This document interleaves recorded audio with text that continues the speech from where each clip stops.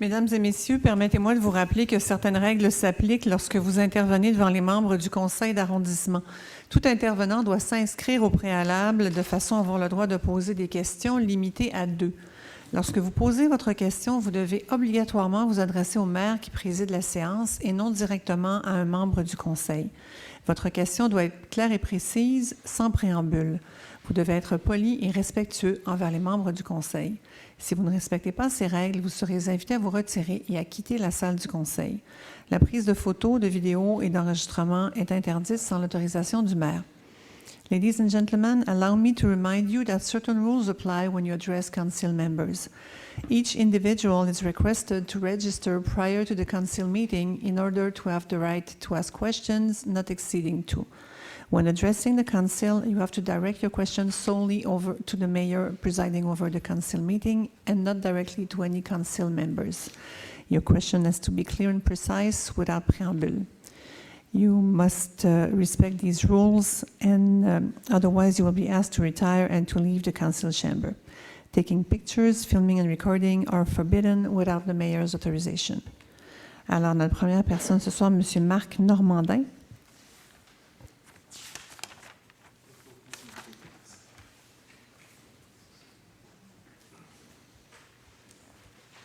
Bonjour, Monsieur le maire. Bonsoir. Oui, bonsoir. C'est ça, j'ai 2 questions. La première, c'est plus une question. La deuxième, c'est une observation, puis juste peut-être votre commentaire. Merci. La première question, c'est si on se rappelle l'hiver dernier sur nos routes ici de l'arrondissement, OK? Je voudrais qu'on se replace dans ce moment-là, ces 2-3 mois, là, janvier, février, mars. Puis, parce que ma question, c'est, je voudrais savoir, c'est quoi les leçons que l'arrondissement a appris de l'hiver dernier? Quels sont les changements? Mettons que l'hiver se répète. Mettons qu'on a le même hiver que l'hiver dernier. Comment l'arrondissement c'est quoi les leçons que l'arrondissement a appris par rapport à l'état des routes l'hiver dernier, puis pour être mieux prêt pour cet hiver? Merci pour la question. Effectivement, l'année dernière était très difficile pendant l'hiver. Je vais laisser M. Baudouin vous répondre au niveau des détails concernant les pistes de solutions si jamais on a un autre hiver comme l'année dernière. On sait très bien que la situation n'était pas juste à Pierrefonds-Roxboro, c'était une situation partout sur l'île de Montréal et ailleurs. Oui, c'est sûr qu'on a appris avec le temps. Et M. Baudouin a travaillé depuis pour trouver des solutions, comment on va régler certaines situations. C'est sûr qu'avec la température, on peut jamais prévoir le travail qu'on a à faire, mais avec la planification que M. Baudouin et l'équipe fait depuis, je pense qu'on va être mieux placé cette année pour donner un meilleur service. M. Baudouin? Oui, bonjour, je ne me rappelle pas de votre nom. C'est Marc. Oui, Marc. On a travaillé, M. Marc, on a travaillé quand même fort depuis février-mars, même si la saison n'était pas terminée. On a réorganisé nos équipes. Vous allez voir encore ce soir qu'on demande des fonds supplémentaires aux élus ici, au conseil, pour aller chercher des fonds à même le surplus. Donc, augmentation de nos équipes terrain. On a modifié notre flotte. Si vous regardez, on faisait du déblaiement avec des véhicules 10 roues avec chasse-neige et puis charrue. On va avoir 4 autoniveleuses supplémentaires cette année, donc des autoniveleuses qui permettent de faire du déglaçage au besoin et pas attendre et être obligé de louer des contracteurs à des prix assez importants. On s'est associé aussi là, avec le service de concertation des arrondissements pour remodeler les services qu'on allait offrir, pour augmenter, nous autres, notre capacité au niveau du chargement de neige et puis nous donner un coup de main au niveau du déblaiement via un contrat. C'est principalement ça. Je vous dirais que l'ensemble des arrondissements, l'ensemble des villes de l'Ouest ont vécu les mêmes problématiques, que ce soit Laval, que ce soit ailleurs, au niveau de... On reçoit de plus en plus pendant les périodes d'hiver des précipitations. Est-ce que je peux juste vous demander, est-ce que c'est plus au niveau de l'équipement qui a été ajouté ou est-ce qu'au niveau du fonctionnement, ou je veux dire, l'approche, est-ce qu'elle est un peu différente? Bien, si on regarde au niveau des selles de voirie, si on regarde au niveau des abrasifs et tout ça, ça, l'approche va rester le même. Les selles de voirie restent avec les abrasifs, les meilleures mesures au niveau sécurité. Ce qui est difficile d'avoir, c'est d'avoir une approche, je vous dirais, un peu en amont pour éviter, mais le gros problème qu'on vit depuis 3 ans, c'est les variations de température en dedans de 24 heures, de 20 degrés. On a de la pluie, 15 mm de pluie, puis après ça, on se retrouve avec du moins 25. Donc, je vous dirais qu'à part d'avoir un dôme au-dessus de l'arrondissement, il y a quand même c'est plus des choix opérationnels, des modifications véhiculaires qu'on a faites et aussi d'avoir une flotte qui va pouvoir intervenir rapidement. Meilleur exemple, on est parti des opérations de déblaiement de 5 cm à 2,5 sur l'ensemble de notre territoire. Ce que ça va faire, c'est dans les petites rues tertiaires où il y avait un roulement véhiculaire, mais qu'on attendait à 5 cm pour déneiger, dorénavant, le déblaiement va se faire à 2,5. Donc, ça va éviter de créer, excusez-moi le terme, mais une croûte ou un pilotement du pilat après ça avec l'eau devenir de la glace. Fait que c'est comme ça, mais je vous dirais que avoir plus d'informations aussi au niveau météo pour se préparer, mais on était quand même prêt. Je vous dirais que si on avait été le seul arrondissement à vivre cette situation-là, mais tous les arrondissements, toutes les villes là, environnantes ont vécu des problèmes importants comme ça. Ouais. Okay.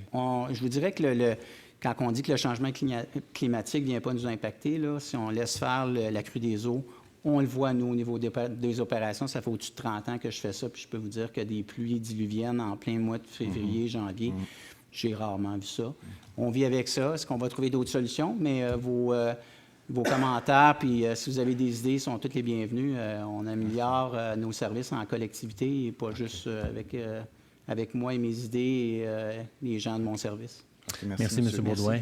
Questions ou commentaires que vous avez? Non, c'est bien. Ma deuxième question, c'est par rapport à c'est un autre champ, c'est la bibliothèque. J'y vais régulièrement, puis je l'apprécie. Par contre, j'ai fait 2 observations dans la bibliothèque qui me dérangent un petit peu. Okay? C'est mineur, je voulais juste un peu vous les lancer. La première, c'est le café qui est là. Il y a quelqu'un qui est là à signer. Il n'y a pas l'air d'avoir beaucoup de ventes. Là. On dirait qu'il y a une personne qui est là, qui est payée à rien faire. Là. C'est vraiment... Là, 2, 3 cafés. C'est un contrat. C'est ça, mais dans le contrat, il y a quand même un salaire, j'imagine. Non, mais ils ont sais décidé... pas comment... Madame Gervais, vous pouvez ajouter, mais c'est un contrat donné à une entreprise. Okay. C'est eux autres qui viennent pour donner ce service-là. Ce pas les employés de la ville. OK. C'est pas nos taxes là, que le gars, non, pas du tout. Pas du tout. Vous savez, pour la première année... Il pourrait déneiger, lui, il pourrait aider mais l'équipe écoutez, de déneigement. On a tellement de besoins un peu partout, comme chaque communauté. Okay. C'est pas en enlevant un commis qui sert le café qui va changer le monde. Non, mais c'est un service additionnel qu'on voulait ajouter à la bibliothèque, effectivement. Oui. Ça va fonctionner avec le temps aussi. Le terrasse à l'extérieur pendant l'été est ouvert pour les gens qui veulent. Puis maintenant, avec le jardin qu'on est en train d'aménager en avant aussi, ça va changer beaucoup à ce niveau-là. Je rencontre beaucoup de gens qui vont à la bibliothèque pour faire des réunions. Même pas aller pour la bibliothèque. Ils sont là pour prendre un café avec un collègue et discuter des dossiers, comme je fais de temps en temps avec les résidents. Effectivement, avec quelque chose comme ça, on a des choses à apprendre et de s'ajuster avec le temps. Et si on voit qu'il faut changer soit l'offre de service ou même qu'est-ce qu'on donne dans ce café. C'est ça qu'on va faire. Et Mme Gervais, avec l'équipe, travaille régulièrement pour améliorer certaines choses qui sont quand même au début et il faut les changer pour accommoder les gens. Mais merci pour le commentaire, mais c'est juste pour vous dire, c'est pas les employés de la ville, c'est pas les budgets de la ville qui payent pour ces employés-là. C'est eux autres qui ont décidé d'aller là avec une entente de l'arrondissement et la ville, mais c'est leur entreprise qui est là présentement. Parfait. L'autre petit volet là-dedans, toujours dans la bibliothèque, c'est juste à côté, c'est le laboratoire. C'est intéressant. C'est juste, je me demandais si ça serait peut-être pas mieux dans une école, ça, où il y a des milliers d'étudiants qui sont là.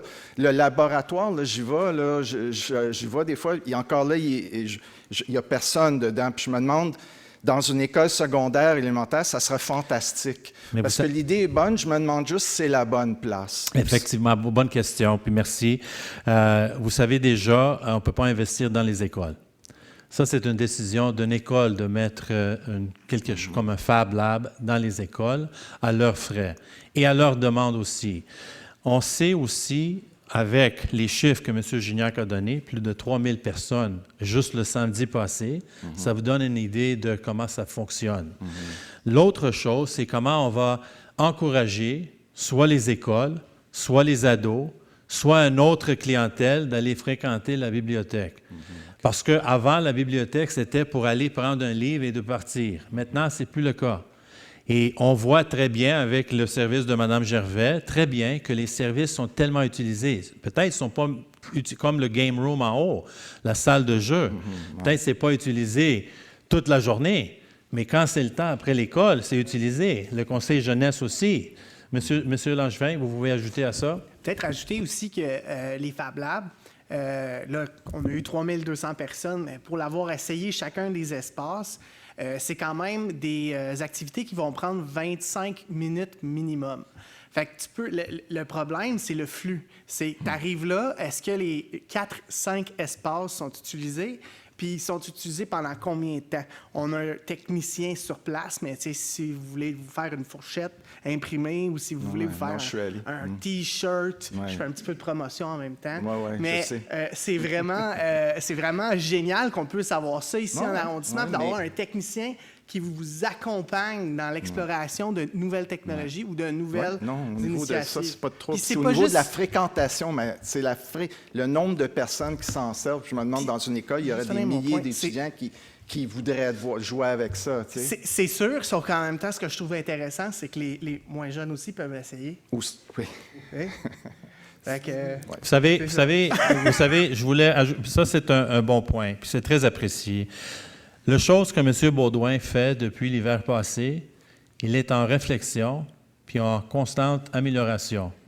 Et c'est pas facile, c'est pas évident, c'est quelque chose de très difficile à gérer. La bibliothèque, oui, effectivement, c'est la première année. C'est sûr qu'on va demander à Mme Gervais et l'équipe pour avoir les données, peut-être après 6 mois, peut-être après 1 an, pour voir qu'est-ce qui fonctionne, qu'est-ce qui ne fonctionne pas. Si on voit qu'on a des améliorations à faire au niveau du Fab Lab, transformer la place pour faire une autre activité, ça va venir de Mme Gervais et son équipe, et là, le conseil va analyser. Mais effectivement, c'était quelque chose qui fonctionnait ailleurs, puis ça fonctionne chez nous aussi, peut-être pas tout le temps. Le but pour nous, comme chaque service qu'on offre à la population, c'est comment on va aller chercher les gens et les citoyens et la population, avant tout, de connaître les programmes qu'on a présentement dans la bibliothèque. Mme Talbot a expliqué très bien avec le livre. Juste le livre et les choses qui sont disponibles pour les citoyens à Pierrefonds, c'est du jamais vu. Maintenant, le Fab Lab, si on a des choses à faire, après l'analyse de Mme Gervais, on va savoir X nombre de personnes ont utilisé ça les 6 derniers mois. Là, on va s'asseoir, puis on va déterminer qu'est-ce qu'on peut faire pour améliorer. Mais vous avez des bons points, monsieur, puis c'est très apprécié. Merci beaucoup, monsieur le maire. Merci. Monsieur Éric Harilac. Monsieur a apporté des documents. Je vais les remettre au maire avant qu'il prenne la parole.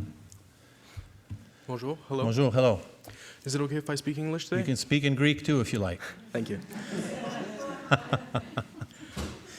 So, please don't. Go ahead, sir.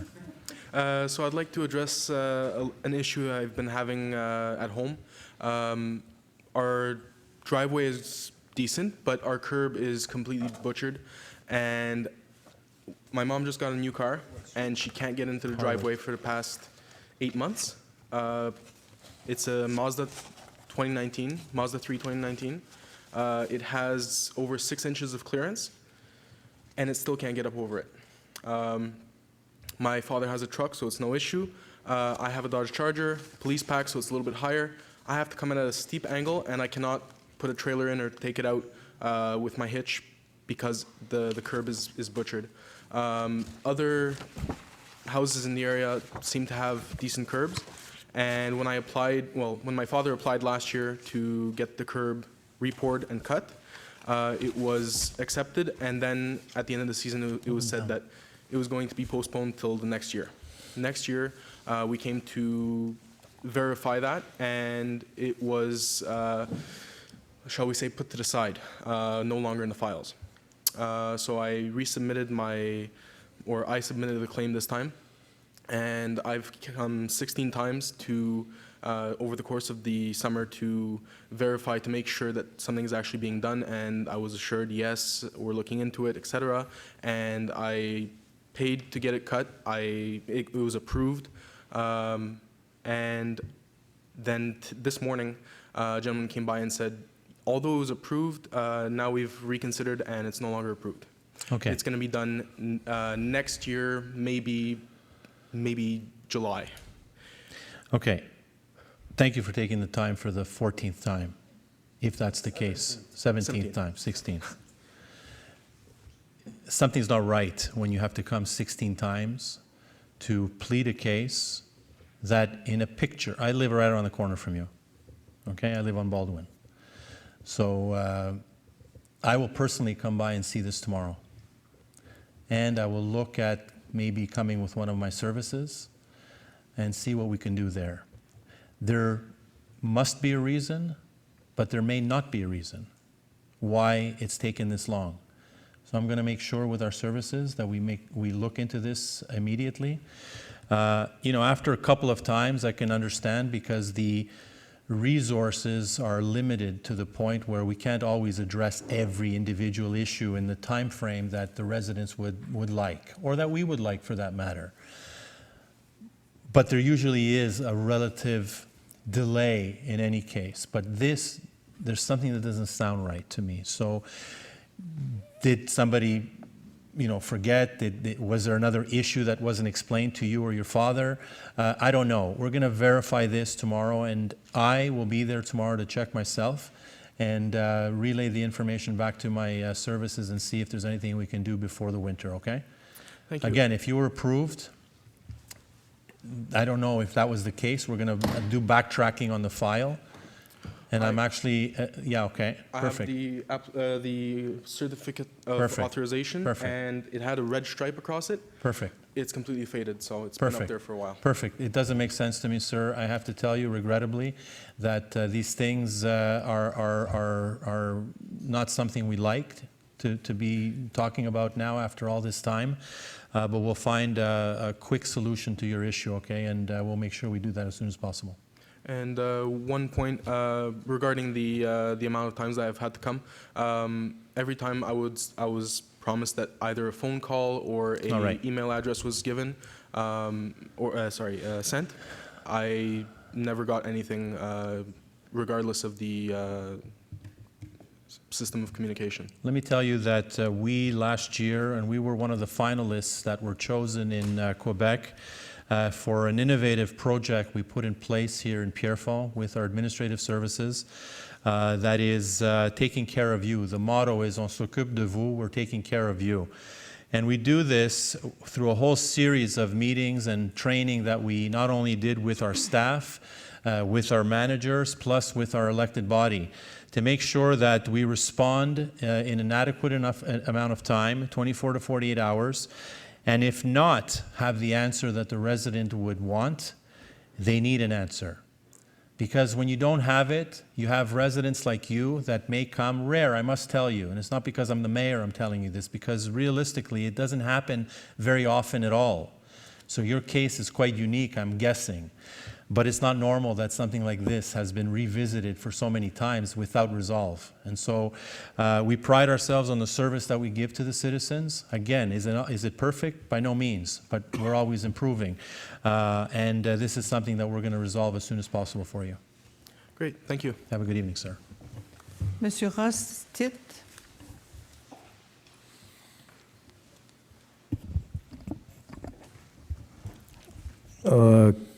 Question number one. Good evening, Mr. Stitt. Good evening. Why have certain services been subcontracted to private companies when we have a lot of blue-collar workers that get laid off regularly? I don't know if there was more laid off this year than in years past because of a lot, I guess, were hired maybe for the flood and the sandbagging after the flood. or during the flood.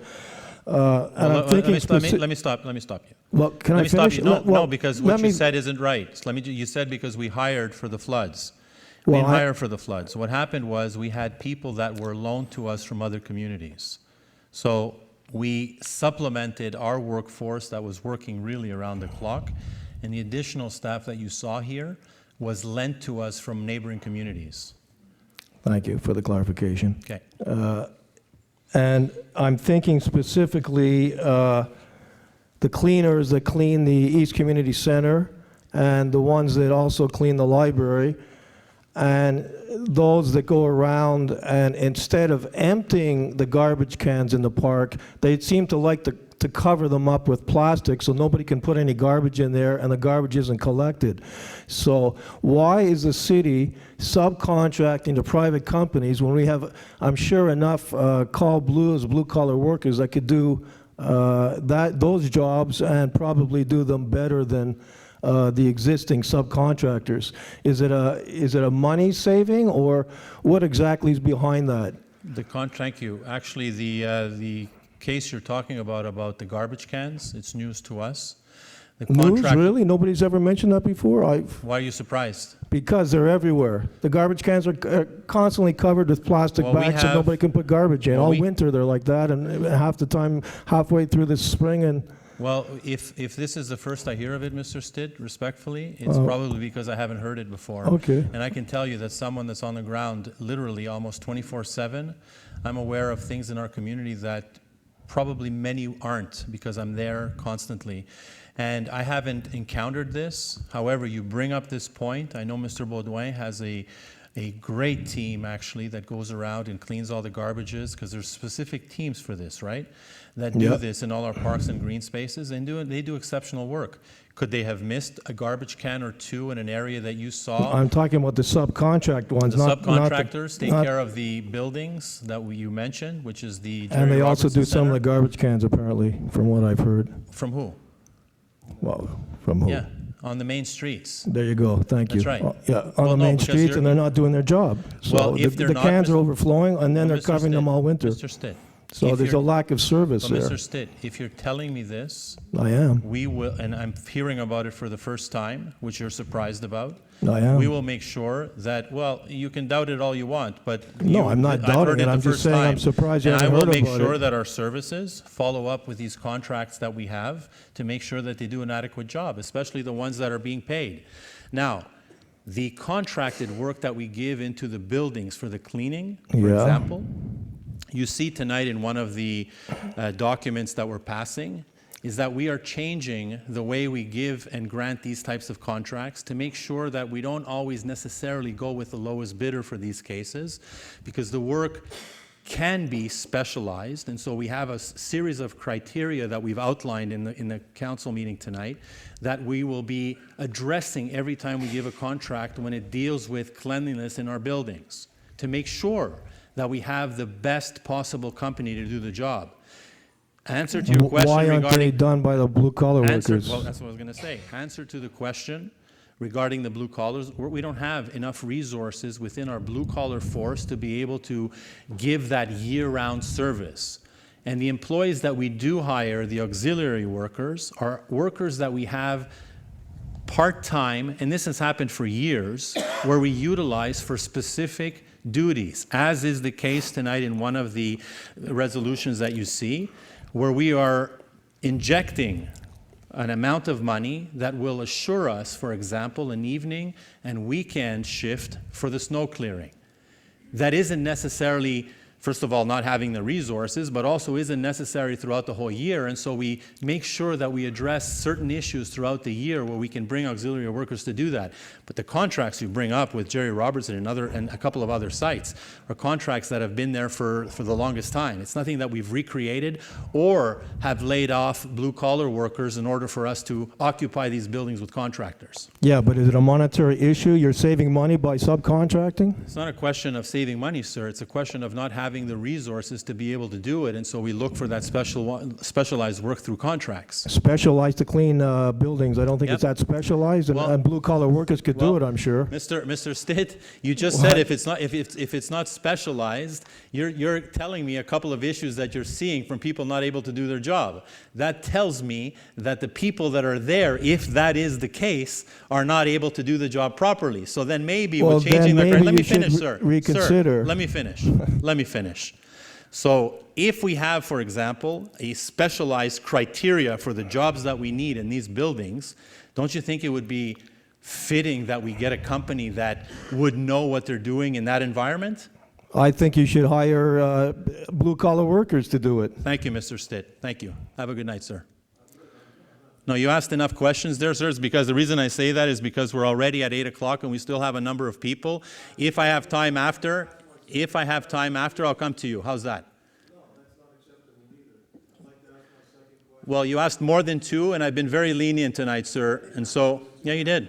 No, you asked more than two. Next question, Madame Corbeil, please. Madame Elena Benavides.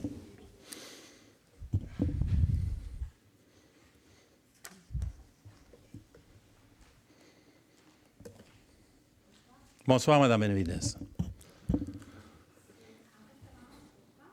En 3003, 3004, 3005,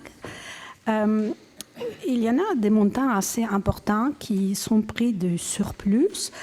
Alors, je voulais savoir à combien ça monte ces surplus, puisque ça dépasse les demi-millions. Et comment on accumule ces surplus? Est-ce qu'on peut avoir une petite idée du fonctionnement de cette cagnotte? Je ne sais pas où elle est. Merci, mais... Madame Benavides. Je vais expliquer un peu les montants que vous voyez ici du surplus. Oui. C'était des montants qu'on avait, des choses qu'on avait approuvées au Conseil quand on avait présenté le PTI la dernière fois. Et là, maintenant, comme j'avais dit au début, à chaque fois qu'on présente un PTI à la fin de l'année, c'est en prévision des dépenses qu'on va faire dans la prochaine année. Et là, vous voyez qu'on n'a pas utilisé ces montants au début. Là, on présente quelque chose ce soir que M. Baudouin, M. Brunet, peut-être, va vous expliquer comment ça fonctionne avec le surplus. Et là, vous avez vu aussi à la fin, on ne prend pas l'argent du surplus cette année pour balancer le budget de 2020. Quelque chose qu'on faisait auparavant. Là, cette année, on a dit avec le budget qu'on a, on pense de ne pas utiliser le surplus. Mais les montants que vous voyez là, c'était déjà prévu dans le budget. Monsieur Baudouin ou Monsieur Brunet, alors, si vous voulez si ajouter c'était déjà ça. prévu, ce n'est pas dans les budgets de fonctionnement? Allez, Monsieur Jacob. Je vais juste corriger l'information de M. le maire. Là, en fait, il y a deux types de projets qui sont présentés ici. Il y en a un qui est pour un projet de 2020 pour le déneigement. Donc, ce sont des équipes supplémentaires. C'est le plus gros des trois montants, de 382 000. Ce sont pour des équipes supplémentaires de déneigement pour une période de 14 semaines. Les deux autres montants, là, de 63 000 et 175 000, sont des dépenses qui ont été effectuées en lien avec les inondations, donc la période de la crue printanière 2019, pour lesquelles des montants supplémentaires ont été nécessaires pour, soit avec nos cols bleus pour avoir du temps supplémentaire, soit pour des activités avec de l'aide de contracteurs qui sont venus nous aider, mettons, à monter des digues ou des choses comme ça.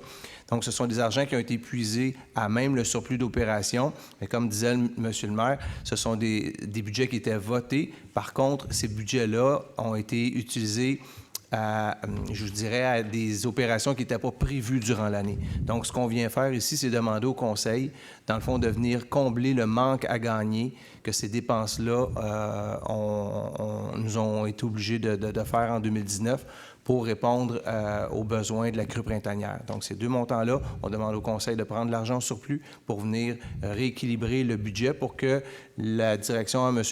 Baudouin puisse finir son année avec son budget d'opération. Oui, parce qu'on parle toujours de surplus. Alors, c'est pour ça que je me dis, est-ce que c'est vraiment un montant qui existe réellement, ce surplus? Ce n'est pas un emprunt quelque part? Non, ce n'est pas un emprunt, c'est de l'argent qui est en banque. pour lequel le Conseil a la prérogative de pouvoir aller chercher des montants à l'intérieur du budget-là. Ce budget-là, en fin d'année, quand l'arrondissement fait un surplus au niveau de son budget d'opération, si je vous donne un exemple, là, si à la fin de 2019, on fait un 500 000 de surplus, eh bien, on va le remettre dans le surplus accumulé. Donc, on a toujours en caisse d'un montant évalué entre 3 et 4 millions qui est disponible pour des situations comme celle-là. D'accord, merci beaucoup. Merci, Mme Benavides. Alors, ça prendra un proposeur en appuyeur pour prolonger la période de questions. Merci. Madame Martha Band.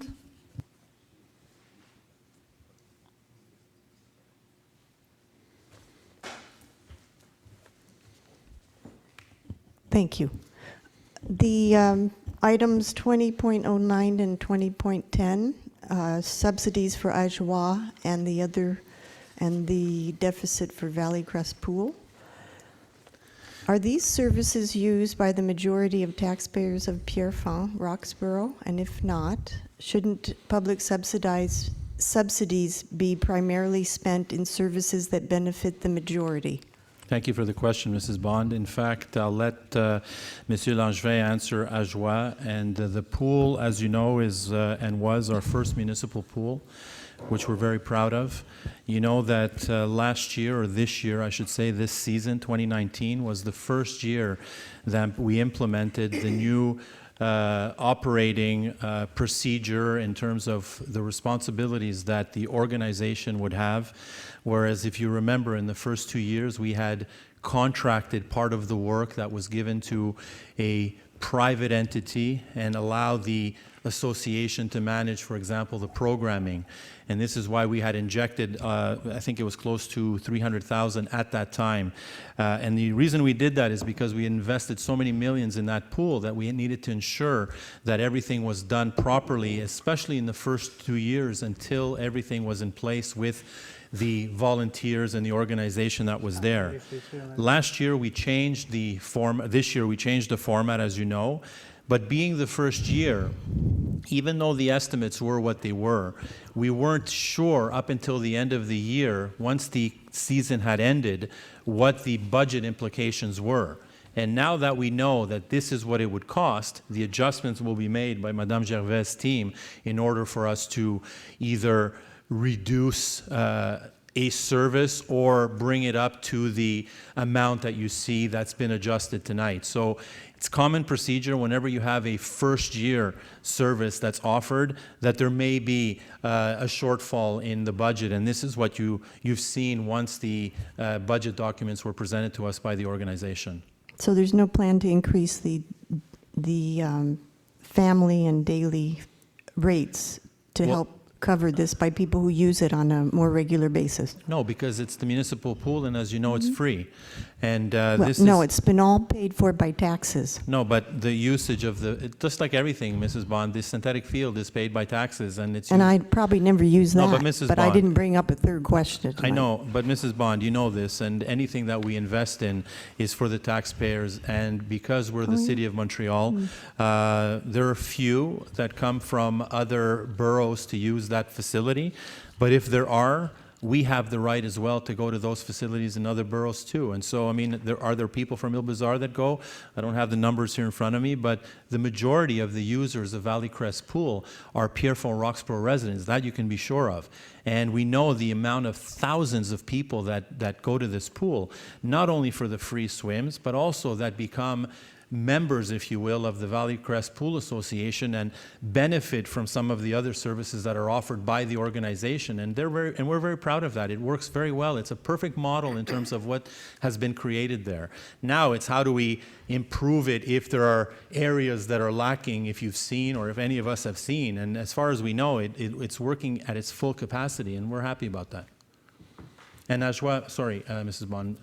And for the Ajoie file, over the past 5 years, Ajoie has been running a program from the City of Montreal, which represented about $12,500 a year, to redistribute those monies to different projects, to different community organizations. AJWA was the administrative platform so it could redistribute those funds. Such as Now- renting for Now, badminton, let me finish. So after 4 gyms, years... gymnasiums and things?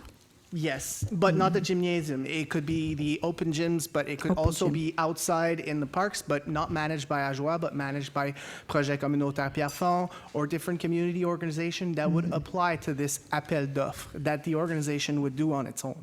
Now, that was for the last 4 years. Now, year 4, it's every 4 years, they reevaluate the plan d'action en sécurité urbaine de l'arrondissement.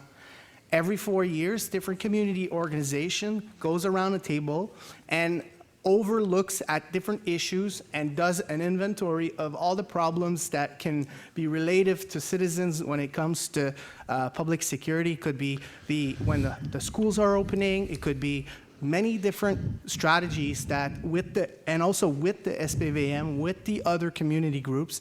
It's about, I'd say, 7 to 8 meetings that happens at AJWA, that is coordinated by AJWA, to make sure that there's an action plan on specific issues, mostly through prevention.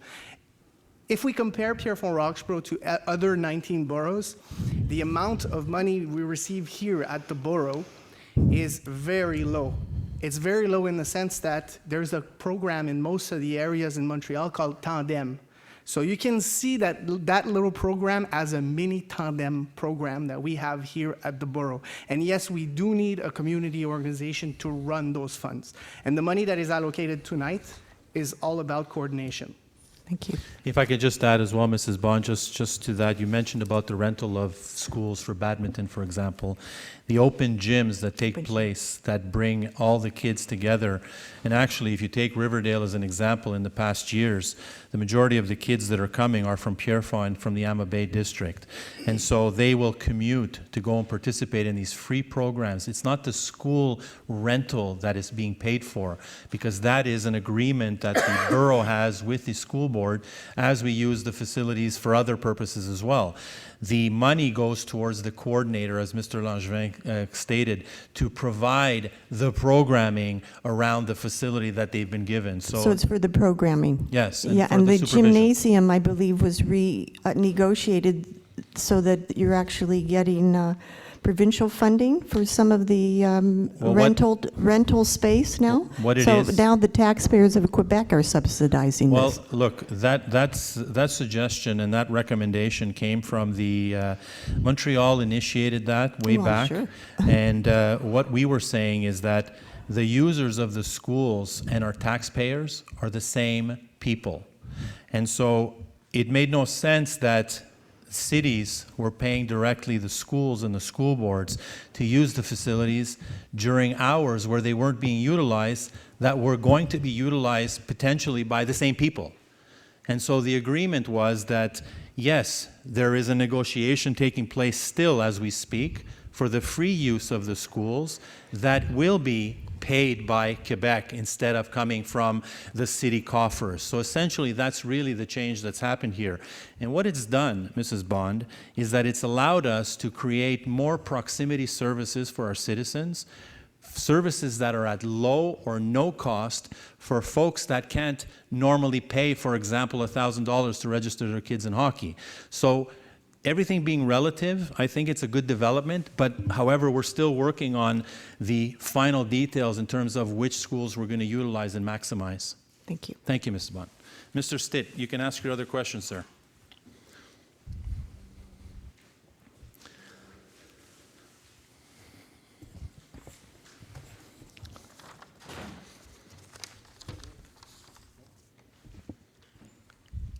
Survey on garbage reduction. Yes. Why are you doing a survey on this issue and not other issues like the funding of a skateboard, or skate park, excuse me, not skateboard? Okay. Is that the question? And I brought it up before, why not survey the residents on where they'd like their money to go vis-a-vis funding community groups? Well, thank you, Mr. Stitt. And as a matter of fact, the survey that we're doing for the garbage pickup is exactly that, a survey. We want to get a pulse from our community in terms of what type of garbage pickup they would need and what we could change for the future.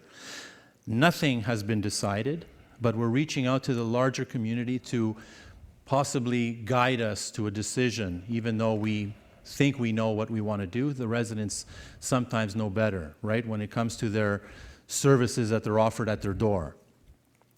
Only you know how much garbage and recycling you put out every week, just like I do. So I'm able to respond to a survey like that pretty easily, I think. And again, nothing will change up until such time that we get enough information that we can change. The skate park, if you know, there was not only a project that was presented, not only did you have the right to register and oppose it if you wanted to, all that was put in place, especially for the neighboring community, to see if that's what they wanted. I don't know if you had an opportunity, Mr. Stitt, to go up to Pointe Claire and see the skate park that they built right next to the Pointe Claire pool, across John Rennie. It is overutilized, and there is a need in our community for this type of activity. We know already that you're against a skate park in our community. We know this. You've clearly stated it in previous meetings, and you're saying it again tonight. I'm just saying that we should be consulted on all these issues. No, but as far as spending of our money. Respectfully, we sit on many different committees. We talk with thousands, if not tens of thousands of people on a regular basis. We created a Conseil Jeunesse for exactly that reason, to guide council in the decisions we take that will improve their quality of life in our community, as we did the Seniors Council. And so the goal for that is to have them have a voice collectively. And so when our residents of that demographic are telling us, and the success stories that we see throughout North America, forget Montreal, but North America included, on skate parks, as not only being an assembly point for the sport, an emerging sport that's going to be an Olympic sport that kids have nowhere to practice and evolve in, but also an area that can congregate young people in order for us to provide additional services if ever we felt we needed to. So it's a win-win situation, not only for a community like ours, but also for the kids that will frequent it, and encourage other children and initiate them in a sport that is growing today, that will prove itself in the Olympics, and then and only then will you see the ampleur, if you will, of the sport emerging. The last question you had there was something else that you mentioned? That would be third. Sorry, well, I'll answer that one too. No, it's about the lack of consultation. Priorities, and if you think having a skate park is more important than having a public security force, that's fine. But well, you know, you're saying, Mr. Stitt, I'm going to stop you. Don't ever put words in my mouth. I never thought. No, you listen. When we said, Mr. Stitt, you can talk all you want. All I'm saying is that when we decided against the public security force, you knew exactly. And you're being very disrespectful, because I'm trying to respond for you respectfully, and I'm trying to explain to you the reasons why. And it's okay, respectfully, to disagree with me. It's okay. And it's okay for me to do that with you too. But we are one of the only communities at the time, and still are one of not many, that have public consultations on our CCU meeting. We have survey upon survey. We have a communications team that is incredible compared to other communities, and I've been in this for 30 years. And I see everybody what they're doing. Are we better than everybody else? That's not what I'm saying. But I know what we do.